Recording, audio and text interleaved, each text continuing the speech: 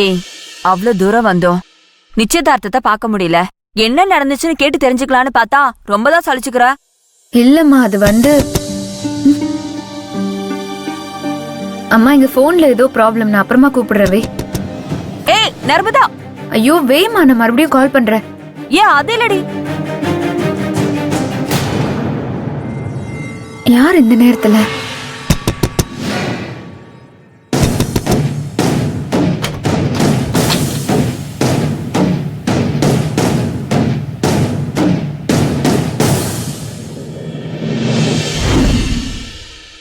எப்படியோ நிச்சயதார்த்தத்தை நல்லபடியா நடத்தி முடிச்சிட்டோம். அதுக்கு நாம நர்மதாவுக்கு தான் நன்றி சொல்லணும்.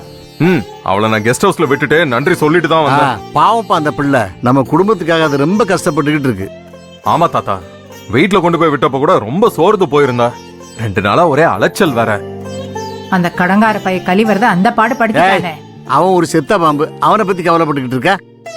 ஆமா தாத்தா, யார பத்தி எதை பத்தியும் நம்ம கவலைப்படக்கூடாது. கல்யாண வேலையை கடகடன்னு ஆரம்பிச்சு நம்ம பண்ணிட்டே இருப்போம். ஆமாப்பா, அதுக்கு இன்னும் 10 நாள் தான் இருக்கு.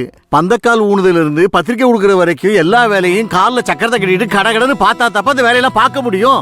நான் இருக்கல தாத்தா, நீங்க எதுக்கு கவலைப்படுறீங்க? நம்ம வீட்ல ஒரு விசேஷம் நடந்துராதானே எவ்வளவு தவிச்சுக்கிட்டு இருந்தோம். அதுக்கு நேரம் வந்துருச்சு, உசுர கொடுத்து வேலை பார்ப்பேன்.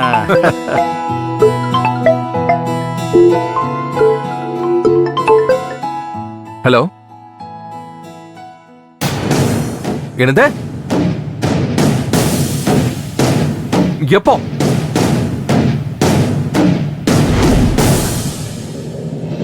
நீங்க வைங்க, நான் வரேன்.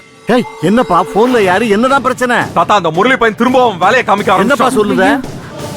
நர்மதா நமக்கு உதவி பண்றாங்கிறதுக்காக அவளுக்கு வேற மாதிரி தொந்தரவு கொடுக்க இது ஆரம்பிச்சு. அநியாயம்.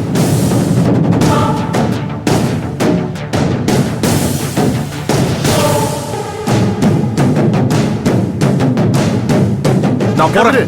வேணாப்பா, இருங்க, நான் வரேன். கதிரு விடுங்க, நான் சொல்றத கேளுப்பா. டேய்